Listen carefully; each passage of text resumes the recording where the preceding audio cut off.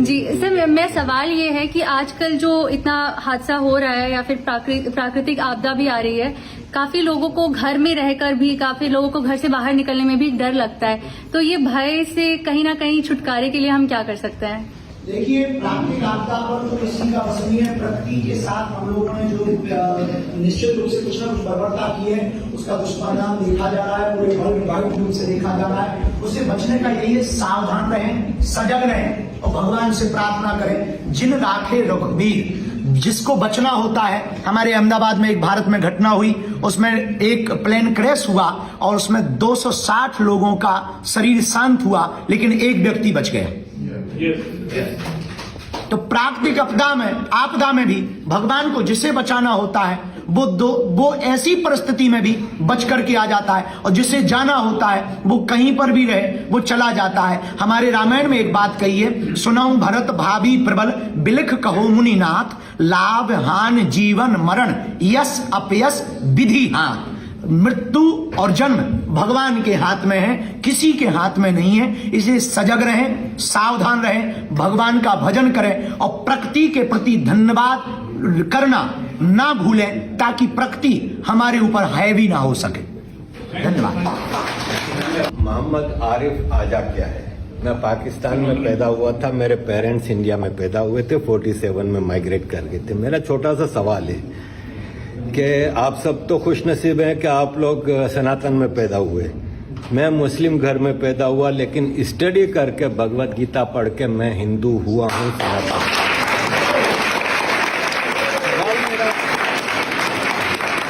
सवाल मेरा ये है कि मुझे सब लोग सवाल करते हैं कि तुम मोहम्मद आरिफ आजा क्या हिंदू कैसे हो सकते हो, नाम चेंज करो। क्या नाम चेंज करना जरूरी है? क्योंकि कितनी कॉम्प्लिकेशंस होती हैं बच्चों की, बर्थ सर्टिफिकेट में इधर उधर हर जगह होता है नाम।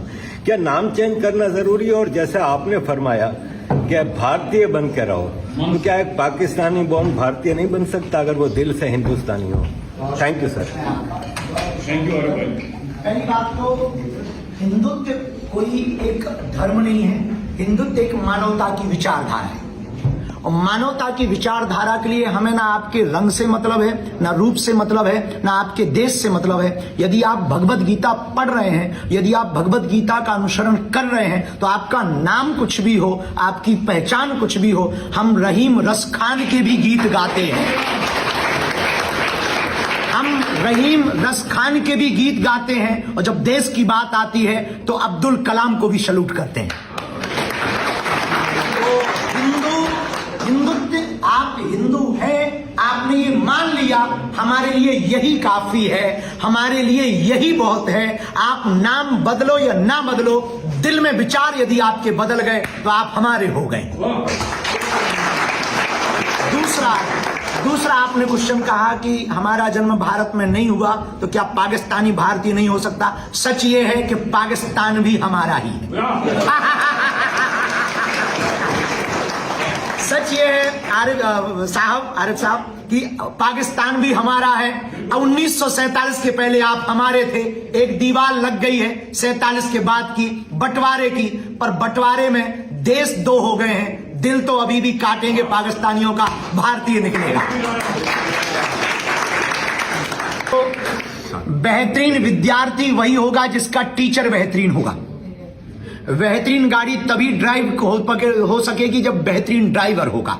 देश तभी बेहतर चल सकता है जब देश का प्रधानमंत्री बेहतर हो। उसी प्रकार हमारे जीवन में ये जो भी शुरू हुआ बेहतर गुरु के कारण हुआ।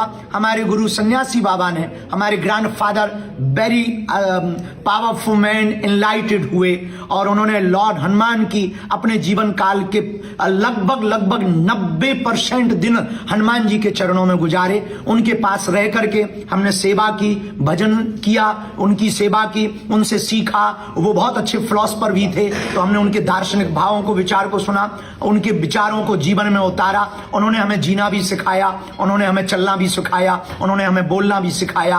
और सबसे बेहतर बात यह है कि गुरु की छत्र छाया के पले नीचे हम पड़े हैं, बड़े हैं। इसलिए हमें लगता है दिखने में हमारी कम उम्र है, पर जब से पृथ्वी बनी है हम तब से इस पृथ्वी पर हैं।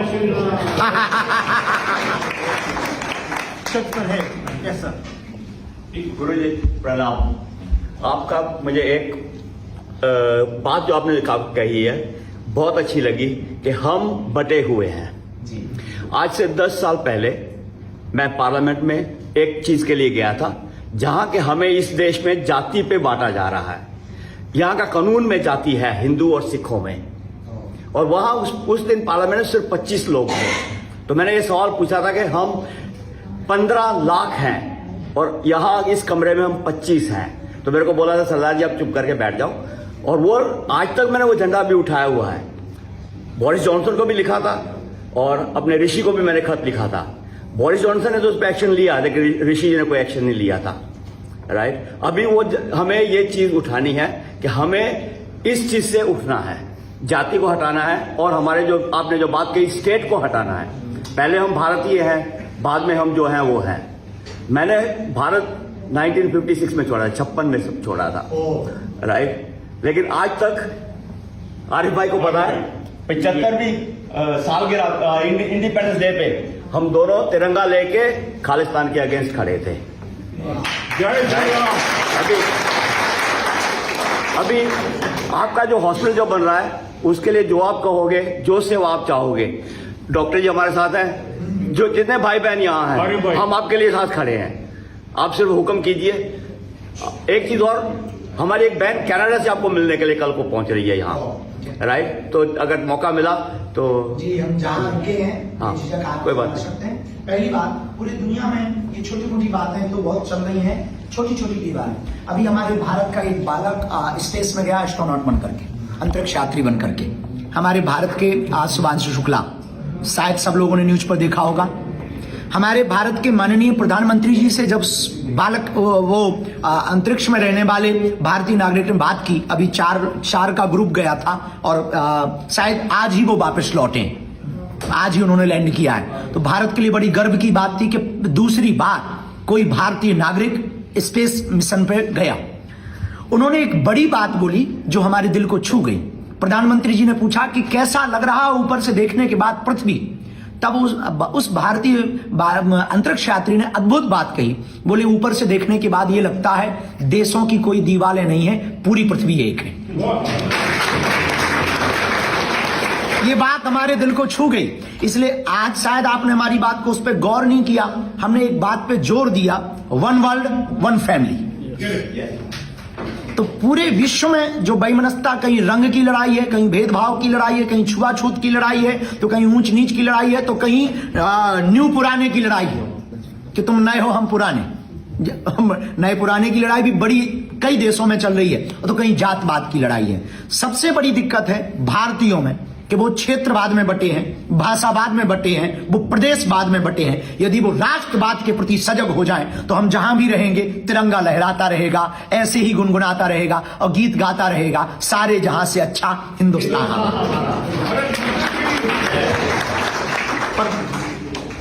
जी गुरु जी, मैं शायद सबसे दूर से आया हूँ यहाँ पे स्कॉटलैंड से। मेरा नाम पुनीत द्विवेदी। नहीं मेरा नाम पुनीत द्विवेदी है। मैं सिविल सर्वेंट हूँ यूके गवर्नमेंट में और पॉडकास्ट भी करता हूँ। तो मेरा दो सवाल है, I am allowed two questions. पहला सवाल है कि there's a lot of youth who want to go and do volunteering work, you know.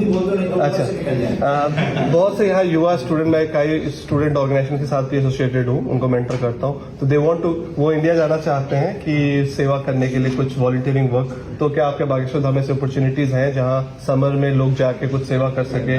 पहला क्वेश्चन। और दूसरा, आप इतना कम उम्र में इतना कुछ कर रहे हैं तो ये आपके ऊपर काफी वेट होगा इतने एक्सपेक्टेशन का, तो आप कैसे मैनेज करते हो? बहुत सुंदर, बहुत सारा है।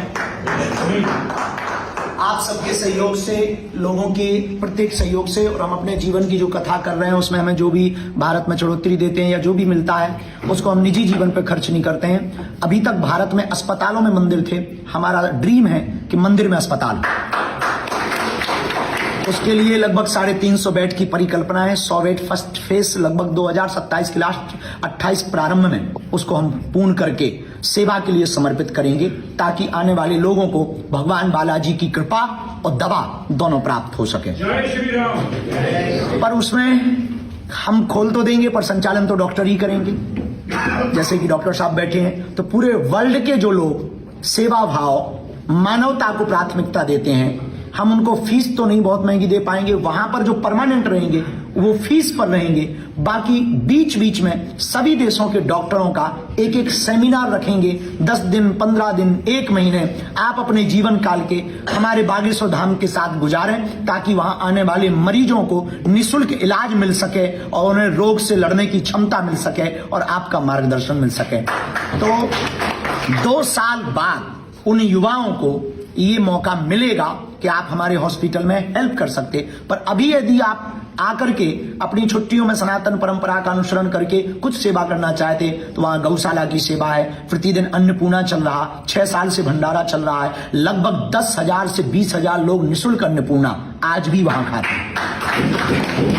तो वहां पर सर्विस कर सकते हैं, सफाई व्यवस्था दे सकते हैं, टेम्पल में लाइन लगाने की सेवा देख सकते हैं, वहां पर साफ सफाई की व्यवस्था देख सकते हैं। तो बहुत सी सेवाएं हैं। यदि कोई भी यूके में, यूएसए में, किसी भी देश का बालक, यूथ सनातन परंपरा को मानता है, देश के प्रति प्रेम करता है और सेवा करना चाहता है, तो अपनी छुट्टियों को बहुत फेस्टिवल को भी मंगल महोत्सव बना सकता है बागेश्वर धाम आकर के। उसका हम स्वागत करेंगे। उसके लिए वेबसाइट पर मेल भेजें, बागेश्वर धाम वेबसाइट पर मेल भेजें, उस मेल के द्वारा आपको रिटर्न जवाब मिलेगा। उसके बाद आपकी योग्यता के अनुसार आपकी सेवा की पात्रता को देख करके आपको वहां सेवा पर लगाया जा सकता है।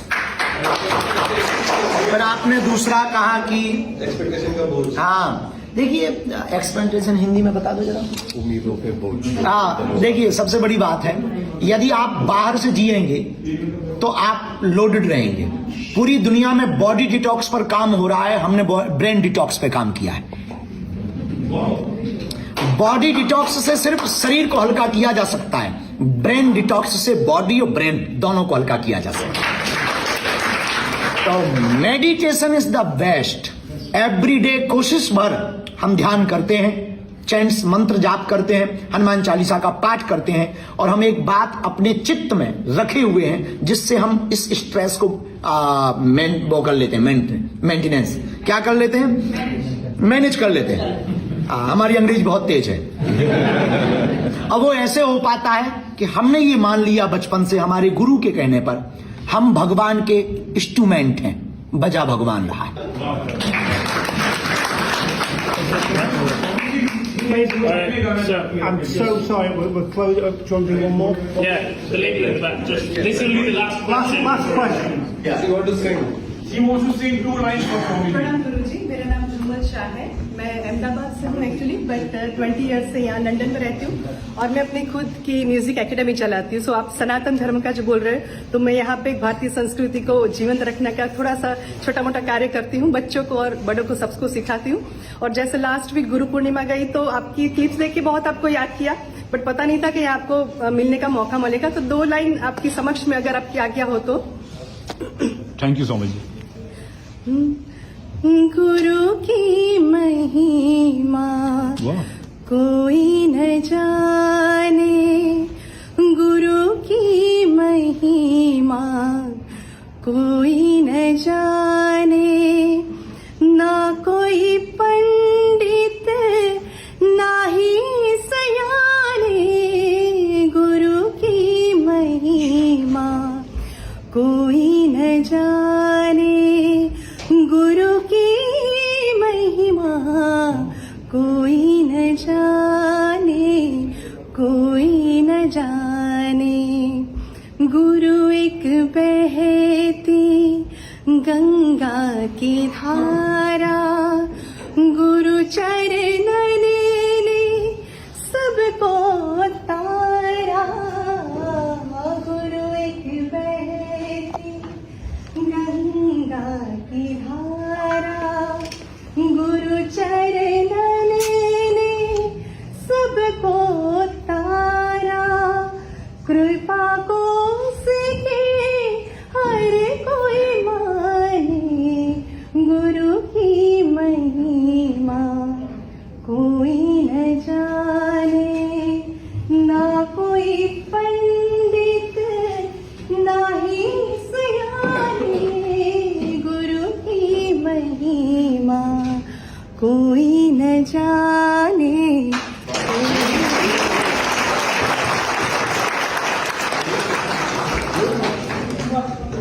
Ladies and gentlemen, thank you very much for coming this evening on behalf of Shivani Raja MP. Thank you so much for coming. We very much appreciate it and appreciate our very honoured guest, Guruji. I know that our esteemed guest has a very busy evening this evening, so obviously when we leave, I'm afraid I don't think there'll be time for pictures, etc. So I do apologise. But thank you very much for coming this evening. Have a lovely trip. जय श्री राम।